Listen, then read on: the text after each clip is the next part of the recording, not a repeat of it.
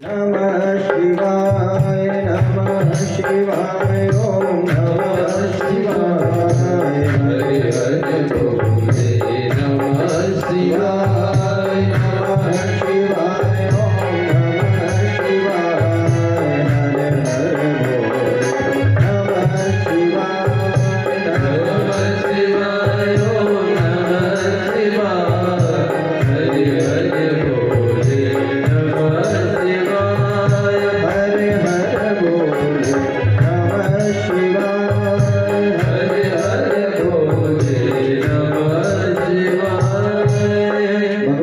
सदाशिव के पास में बैठ करके भगवत भजन करना चालू करना। और यह नहीं कि उम्र 60 की हो गई उसके बाद भी घर में अपनी चला रहे हैं। दो निवेदन है व्यासपीठ से, युवा पीढ़ी से कहना है, बच्चे हों अथवा बच्चियां हो, गाड़ी भी यदि चलाएं तो 60 की स्पीड से कम चलाएं। पीछे तक आवाज आ रही है, हरे हरे महादेव आ रही है। बच्चों से कहना है कि गाड़ी वाहन चलाएं तो 60 के अंदर चलाएं, 60 की स्पीड से। और पुरुष वर्ग और वृद्धों से व्यासपीठ से निवेदन है कि घर में भी यदि चलाएं तो 60 की जब तक नहीं हुई, जितनी चल गई उतनी रहने दो। 60 से ऊपर यदि अपनी हो गई तो फिर घर में चलाना बंद कर दो। बच्चों के हवाले छोड़ दो, बहुओं के हवाले छोड़ दो। यदि बुजुर्ग मेहमान के जैसा रहेगा तो उसका सम्मान परिवार में रहेगा। और 60 के बाद भी यदि वह धकाएगा चलाएगा तो फिर क्या होगा ये मालूम है? 60 की उम्र के बाद तो रिटायरमेंट भी हो जाया करता है। सरकारी जो नौकरी करते हैं उनका रिटायरमेंट हो जाता है 60-65 वर्ष में। अब जिसका मान लीजिए वह कोई थानेदार है, 60 की उम्र हो गई, उसका रिटायरमेंट हो गया, फिर भी यदि वह जबरदस्ती वहां ऑफिस में जाएगा, घुसेगा, तो कुर्सी पे नहीं बैठ पाएगा वहां। और मान लीजिए व्यवहार की वजह से कुर्सी पे भी बैठ गया रिटायरमेंट व्यक्ति, तो उसके साइन से काम नहीं होगा। ध्यान देना कथा पर, रिटायरमेंट के बाद साइन उसके नहीं लगेंगे। इसी प्रकार जब उम्र 60 की हो गई है तो घर में भी यदि आप ज्यादा सुझाव देंगे तो सभी लोग मानने वाले नहीं है। फिर आप बहू के लिए, बेटे के लिए दोष देते फिरेंगे। इससे अच्छा है कि जैसे ही 60 वर्ष की उम्र तक माल कमाने का समय है और 60 के बाद सिर्फ माला पकड़ने की उम्र हुआ करती है। 60 तक माल के लिए पकड़ो, और जिसकी 60 से ज्यादा हो गई वह सीधी माला पकड़ लो और भगवान सदाशिव की शरण हो जाओ। शिव शंकर भोले भाले, शिव शंकर भोले भाले, ओ भक्तों के रखवाले, तुमको लाखों प्रणाम, तुमको लाखों प्रणाम, तुमको लाखों प्रणाम, तुमको लाखों प्रणाम। शिव शंकर भोले भाले, शिव शंकर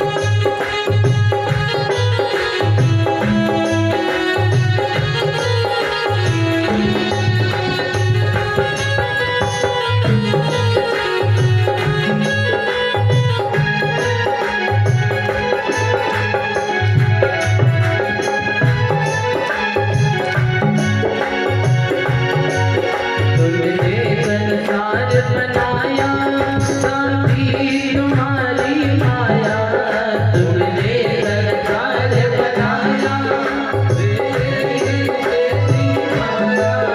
तुमने संसार बनाया साथी तुम्हारी माया तुमने संसार बनाया तुम्हारी माया सरस्वती माला वाले कैलाश पर्वत वाले तुमको लाखों प्रणाम तुमको लाखों प्रणाम तुमको लाखों प्रणाम तुमको लाखों प्रणाम शिव शंकर भोले भाले भोले भक्त के रखवाले तुमको लाखों प्रणाम तुमको लाखों प्रणाम तुमको लाखों प्रणाम तुमको लाखों प्रणाम।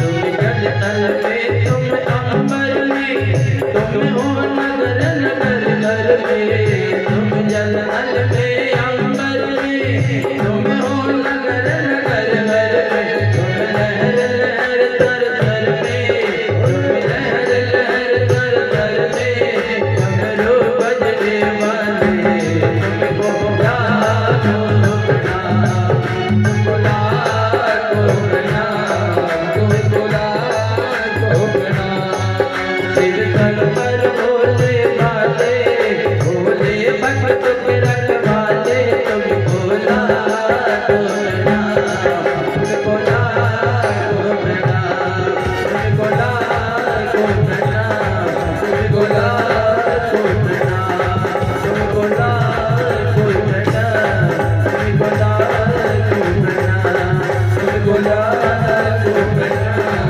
तुमको लाखों प्रणाम तुमको लाखों प्रणाम। हर हर महादेव।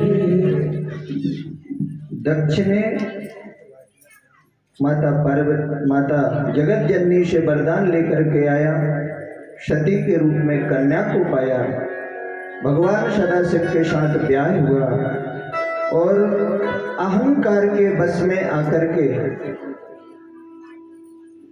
इसने माता सती का अपमान कर दिया, शिव जी का अपमान कर दिया।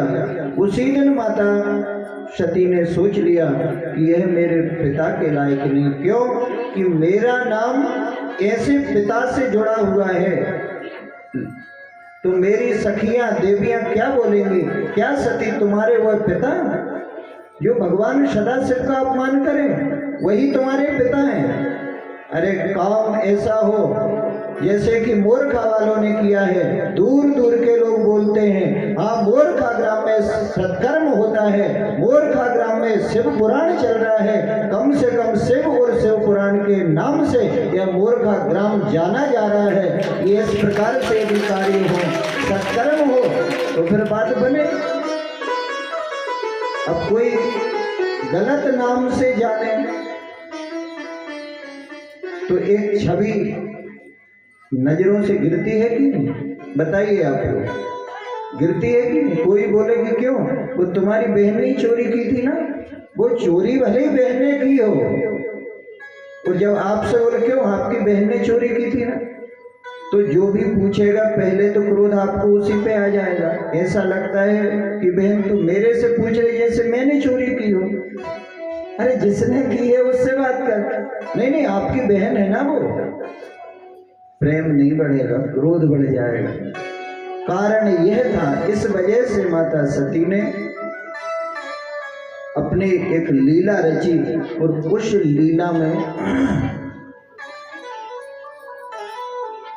लीला इसीलिए रची थी कि यह जो मेरा नाम जुड़ा है कि यह दक्ष की पुत्री है और इसके अंदर अब श्रद्धा नहीं बची, और जहाँ श्रद्धा नहीं बचेगी वहाँ से जगत जननी और सिद्धि और शक्ति ये दोनों वहाँ से विदा हो जाती हैं। जिस गुरु के लिए आप मानते हैं, कोई भी हो, जिसके लिए आपने जीवन में आदर्श माना है, उससे कभी मजाक मत करिए। वह मजाक की वस्तु नहीं। अपने जीवन में और भी रिश्ते हैं, सबसे आप मजाक करें, लेकिन जिसके लिए आदर्श मान लिया है उसके प्रति इतनी श्रद्धा रखें कि वह उसने यदि बोल दिया कि आपको ये क्रोध नहीं करना, तो फिर अपना कुछ भी नुकसान हो उसको छोड़ देना चाहिए। क्यों कि आपने श्रद्धा के वशीभूत होकर के यदि जिसके प्रति आपकी श्रद्धा है और आपने उसकी बात को स्वीकार किया है योग्य व्यक्ति को, तो आपकी हानि नहीं होगी, कभी नहीं होगी यह जीवन में। क्योंकि श्रद्धा से आपने जिसके लिए गुरु माना है, महापुरुष माना है, और उसने यदि बोल दिया तो फिर अपनी जिद का परित्याग कर देना चाहिए। लोग बोलते हैं कि महाराज मुझे इस प्रकार का क्रोध आता है, इस प्रकार का क्रोध आता है कि फिर मैं मेरी भी नहीं सुनता। तो यह क्रोध नहीं है, यह नरक जाने की आपकी पूरी पढ़ाई हो चुकी है।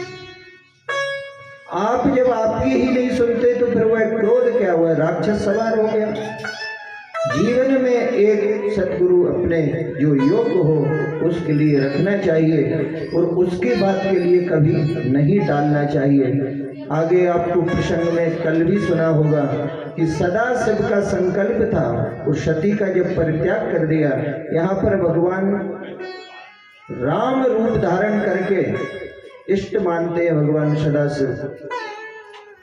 भगवान राम ने आदेश दिया था कि देवताओं के कल्याण के लिए मैं बोलता हूं कि आप दूसरा विवाह संपन्न करें। भगवान सदाशिव ने जिद नहीं की। एक जिद पूरी जिंदगी को बर्बाद कर सकती है। पड़ोसी दो बीता जगह, दो मात्र दो पिट की जगह होगी। एक घर की बात है और हमारे यहीं की एक घटना है। एक गुरुजी जो बापोली ग्राम है छोटा सा, वह भी कथाकार रहे पंडित महाराज जी। एक के घर में संतान नहीं थी। वह पूरबिया समाज की बात है।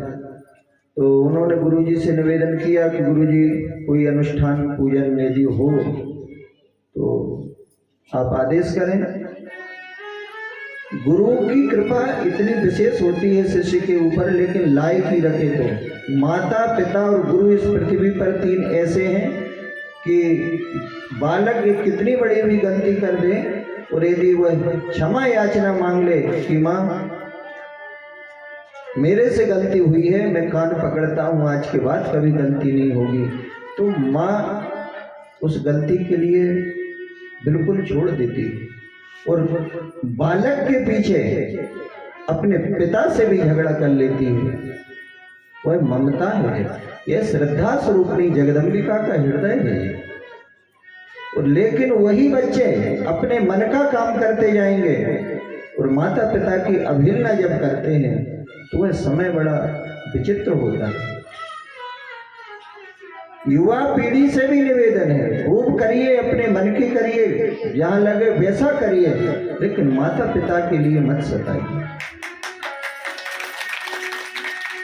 जिसके जीवन में माता पिता का आशीर्वाद रहेगा, भले ही कम जमीन होगी, घर में रहने की व्यवस्था कम होगी, लेकिन सुख और शांति और वैभव की कभी उस घर में कमी नहीं आती। और जिस घर में माता पिता और गुरु तीन का अनादर होगा,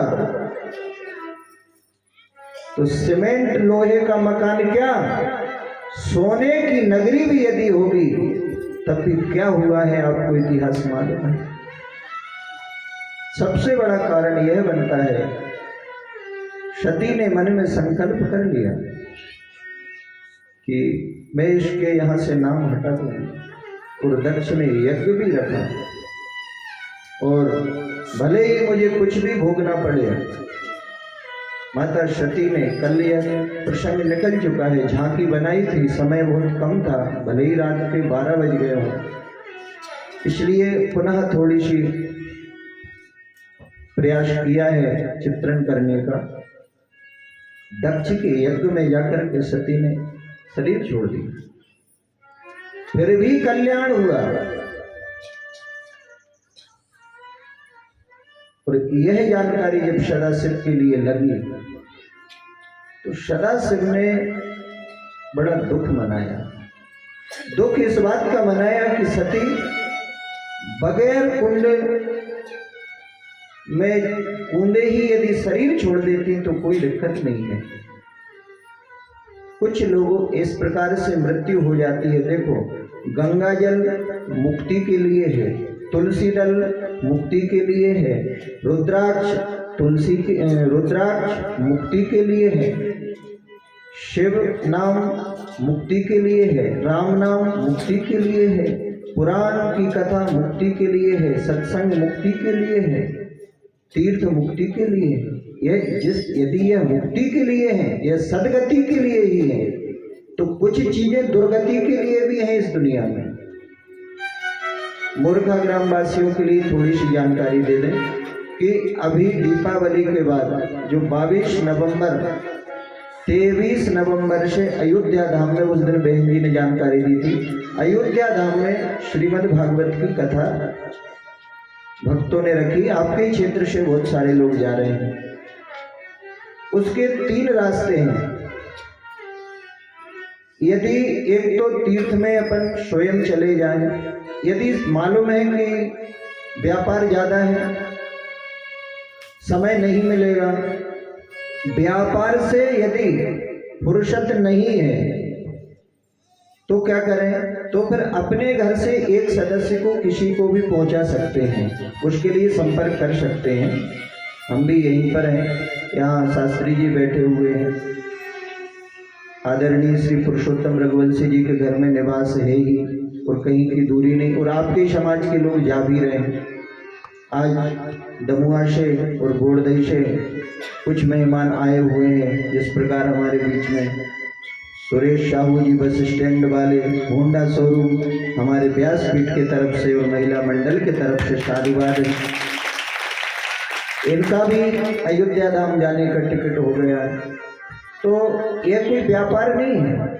यहाँ से हमारा यह प्रयास रहता है कि अकेले एक घर से यदि इतने दूरी कोई तीर्थ जाएगा तो बहुत ज़्यादा खर्च आता है, 10-20 हज़ार रुपये पता नहीं लगते हैं। और एक छोटी सी भागवत सेवा समिति बनाई हुई है, जिसके माध्यम से कुछ यहाँ से भी लोग जाते हैं, कुछ बोर्डई से भी हमारे बीच में आदरणीय श्री मनोज साहू जी पधारे, ये भी अभी वृंदावन धाम गए और इन्होंने भी काफी सहयोग किया। आपके समाज के सहयोग से यह होता क्या है, यह भी जन कल्याण के लिए है। जो वृद्ध हैं बेचारे कभी नहीं जा पाए, बच्चे नहीं ले जा पाए, ऐसे लोग जब साथ में जाते हैं, वहाँ रहने की व्यवस्था, खाने की व्यवस्था, सिर्फ टिकट अपनी होती है और थोड़ा सा कुछ 2-2.5 हज़ार रुपया मात्र शुल्क रखा जाता है, जिसमें 2 टाइम भोजन है, पावन भगवान की कथा है, पूरे तीर्थों के दर्शन आपके स्वतंत्र हैं। और इस बार सरयू मैया के किनार पर अयोध्या जी में राम नाम का जाप, भगवान सदाशिव का शिवार्चन, शिव अभिषेक और श्रीमद् भागवत कथा का इतना बड़ा जीवन में कभी कभी अवसर आते हैं। यदि किसी का ऐसा मन बनता है तो वह चल सकता है, इतनी जगह कहीं भी संपर्क करें। यदि इतना भी नहीं बन सकता है, आपका व्यापार है, व्यापार में पैसा कमाना चाहिए क्योंकि घर परिवार लगा हुआ है, ये बात सही है, तो क्या करें, तो फिर अपने यहाँ से मोहल्ला से 2 लोगों को पहुँचा दें। हो सकता है 2 लोगों के पास व्यवस्था ना हो पैसे की, तो दो 500 रुपये यदि सहयोग करके 2-5 हजार का खर्च आता है आने जाने में इतने दिनों में, तो अपने मोहल्ले से कम 2 लोग तो गए, अपने ग्राम का नाम तो हुआ।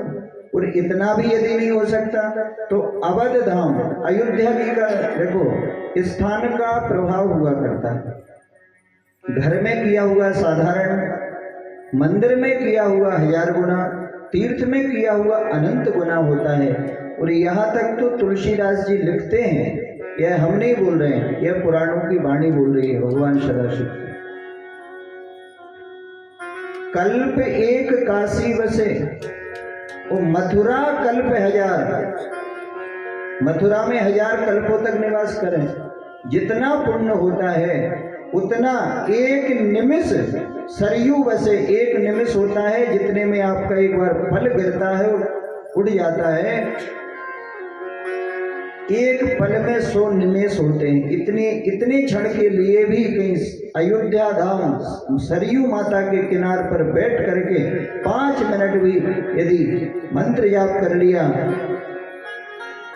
ओम नमः शिवाय, ओम नमः शिवाय, ओम नमः शिवाय, ओम नमः शिवाय, ओम नमः शिवाय, ओम नमः शिवाय, ओम नमः शिवाय, ओम नमः शिवाय, नमः शिवाय, ओम नमः शिवाय, ओम नमः शिवाय, ओम नमः शिवाय, ओम नमः शिवाय, ओम नमः शिवाय, ओम नमः शिवाय, ओम नमः शिवाय। इतना भी यदि कर लिया तो इतना भी एक रुद्र कथा निकली थी देवराज ब्राह्मण की, जो चोर था भगवान सदाशिव के मंदिर में गया, उसने दीपक प्रज्वलित किया और प्रज्वलित करने से उस इतने से पुण्य ने खींच करके उसके लिए अगले बार दिक्पाल बना, राजा बनाया, राजा से दिक्पाल बनाया और दिक्पाल तप करके वह आज भी कुबेर पद पर स्थित है। पुण्य जो है वह परमात्मा की तरफ के लिए खींचते हैं। यही कथाएं भी यही बोल रही हैं। तो क्या करें, पूरे ग्राम से थोड़ा भी सहयोग करके 2 लोगों को खड़ा कर सकते हैं कि आप लोग जाइए और हमारे ग्राम का नाम कम से कम रोशन हो। और यदि इतना भी नहीं बन सकता है तो तीर्थों में उपाय यह रखे हैं, या तो भागवत जी का मूल पाठ किसी भी अपनी मनोकामना के लिए संकल्प दे सकते हैं, वहाँ पर अपने तरफ से किसी ब्राह्मण को, हम और भी ब्राह्मण जाते हैं, संकल्प दे करके पाठ करवा सकते हैं। और यदि इतना भी ना बने तो फिर कोई बात नहीं है, फिर कोई समस्या भी नहीं है। हर हर महादेव। इतना भी यदि नहीं बने तो फिर अयोध्या धाम धामाधिपति भगवान राम का नाम और भगवान सदाशिव का नाम प्रेम से अपने घर में ही ले सकते हैं। यहाँ पर जब इस प्रकार से समस्या बनी, भगवान सदाशिव के लिए यह दुख हुआ। हाँ, तो कुछ मुक्ति के साधन हैं। क्या क्या बताया? तुलसी, गौ सेवा, रामचरितमानस, सुंदरकांड, पुराणों का श्रवण करना, माता पिता गुरु की सेवा, तीर्थों का सेवन, गंगा जल, यह सब मुक्ति के साधन हैं। वो दुर्गति के साधन, अकाल मृत्यु का होना, यह प्रेतत्व को प्राप्त कराती है। किसी शस्त्र के द्वारा अकारण मृत्यु यदि किसी के परिवार में हो जाए, अग्नि से जला हुआ, अग्नि में यदि धोखे से किसी प्रकार अग्नि के द्वारा यदि किसी की मृत्यु हो जाए, अकाल मृत्यु, तो उसके लिए पिंड और तर्पण दोनों भी प्राप्त नहीं होते हैं, उसकी दुर्गति हो जाती है। यह गरुड़ पुराण का लेख है। सर्पदंश से यदि किसी की मृत्यु हो जाए, उसके लिए पिंड तर्पण इत्यादि काम नहीं करते। जिसके लिए सर्पदंश से किसी की यदि मृत्यु हुई है तो वह प्रेतत्व को प्राप्त होता है। और जब अनंत काल तक दुख भोगने के बाद जब शरीर धारण करता है तो उस समय ऐसे व्यक्ति के लिए मृगी की बीमारी होती है। यह स्पष्ट गरुड़ पुराण का लिखा हुआ है। मृगी की बीमारी उसी के लिए होती है जो पिछले जन्म में यदि सर्पदंश से समाप्त हुआ। और ऐसे के लिए शिव पुराण में उपाय यह दिया है कि बद्रीनाथ जो व्यक्ति जाते हैं तीर्थों के लिए, बद्रीनाथ वहां पर यह स्थान है कि माता सती जो अग्नि में शरीर छोड़ा, तो माता सती के लिए भी कोयल का रूप धारण करना पड़ा, एक कोकिला अवतार माता सती को लेना पड़ा, क्योंकि प्रकृति के नियम में तो ईश्वर भी चलते हैं, प्रकृति के नियम को नहीं बदलते हैं, क्योंकि बनाने वाले भी वही हैं इसलिए। और फिर उसके बाद कोकिला आषाढ़, अर्थात जो पुरुषोत्तम महीना कहलाता है ना, पुरुषोत्तम महीना आता है ना, कभी कुंवार का आता, कभी कार्तिक, कभी डबल महीना, हम पुरुष को पुरुषोत्तम महीना बोलते हैं, आप लोग क्या बोलते हैं? अधिक मास, अधिक मास भी बोलते हैं, क्योंकि 12 से वो है 13वां महीना होता है तो वह अधिक मास होता है। लेकिन पुरुषोत्तम महीना इसलिए कहा गया है कि सर्वोत्तम वह महीना माना जाता है। और जब आषाढ़ का महीना पुरुषोत्तम मास बन करके आता है, तब जाकर के ऐसे व्यक्ति के लिए आप यदि कोई सत्कर्म कर दें, तीर्थ का काम कर दें, या कोई भागवत जी का मूल पाठ करा दें, रामचरितमानस का पाठ करा दें, गीता जी का पाठ करा दें, शिव पुराण की कथा करा दें, शिव पुराण का वाचन करा दें, तो फिर ऐसे व्यक्ति की मुक्ति हो जाया करती। माता सती ने यहाँ पर कोकिला माने कोयल का जब स्वरूप योनि पाई, उसके बाद में बैठ करके तप किया। यह स्थान आपका बना हुआ है, बद्रीनाथ जब जाते हैं वहाँ पर पांडवों ने भगवान सदाशिव की स्थापना की है।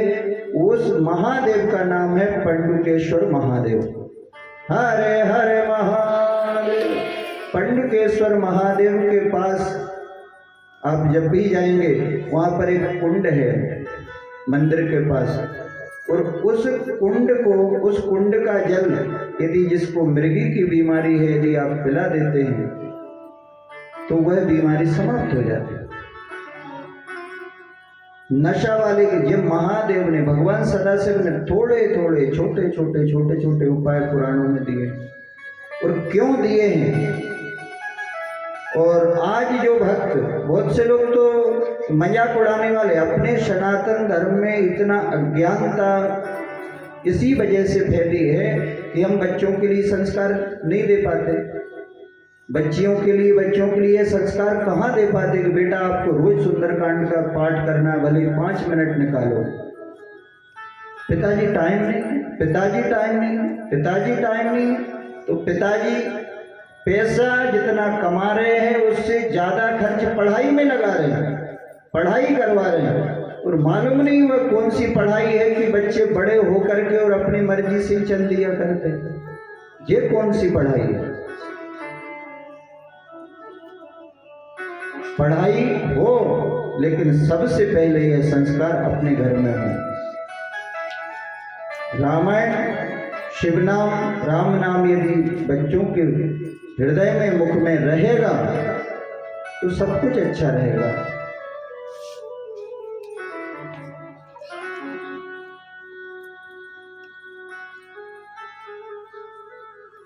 उसके लिए भगवान सदाशिव ने यह उपाय बनाया। तो जो आप पूजन कर रहे हैं, लोग मजाक उड़ाते, कई बार लोग, बच्चों को शर्म आती है तिलक लगाने में। सनातन धर्म के हैं, सनातन धर्म आज से भी है, आज से नहीं, जब से सूर्य चंद्रमा थे उस समय से है।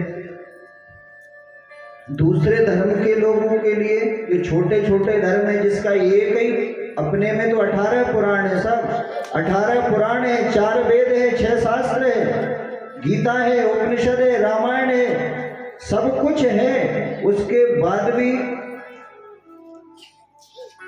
बाद भी समझ में नहीं आता कि दूसरे जो छोटे धर्म वाले वो, उनका एक ही है कुरान, उनका एक क्या है बोल के बताइए? कुरान। एक कुरान वाला 18 पुराण अपने पास है, ऐसों की मजाक उड़ा देता है कि आपके में तो इतने देवी देवता हैं, अरे किस किस की पूजन करोगे? कभी गणेश जी, कभी दुर्गा जी, कभी कुछ। याद रखिए, अपना धर्म वह धर्म है। कभी आप बड़े हॉस्पिटल में जाएं या नागपुर जाएं तो एक डॉक्टर एक ही पेशेंट को देखता है। कोई आंख का स्पेशलिस्ट है, कोई डेंटल है, दांत का है, कोई पेट का है, कोई चर्म रोग विशेषज्ञ है। लेकिन यदि कोई बड़े से बड़ा यदि हॉस्पिटल होगा तो उसमें सभी डॉक्टर एक ही हॉस्पिटल में बैठते हैं। इसी प्रकार अपना सनातन धर्म है। यदि बल की आवश्यकता है तो श्री हनुमंत लाल जी बैठे हुए हैं। जय जय जय हनुमान गोसाई।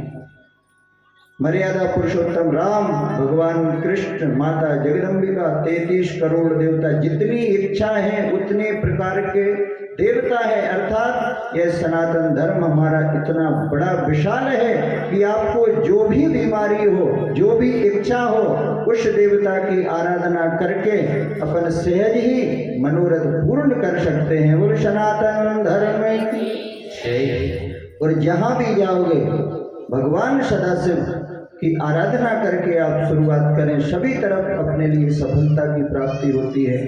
क्यों कि किसी धर्म का विरोध नहीं, मानते सभी को है, लेकिन अपना सनातन धर्म वह धर्म है। एक छोटा सा हॉस्पिटल नहीं, इतना बड़ा